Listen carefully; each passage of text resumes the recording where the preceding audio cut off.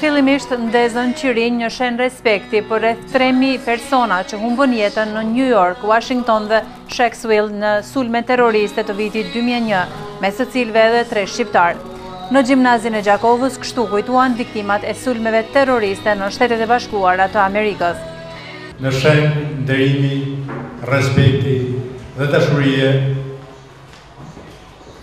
për popullin dhe shtetin Amerikan, për të përkujtuar datën 11 shtatori, datë makabre, ku u shënua njërë ndër format më të egra e terrorizmit ndaj jo vetëm punëtorëve, por të gjithë të rinjve, të fëmijëve, të zjarfikësve, një numër shumë i madh të mbytur vetëm brenda një dite dhe vetëm brenda një ore.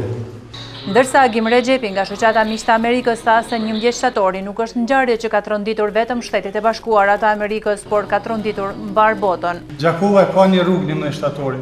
Gjakova ja ka nda ati monumenti që është ndërtu vend dy kulla e binjake 8.000, ku vendi komunal, i ka nda 8.000 euro.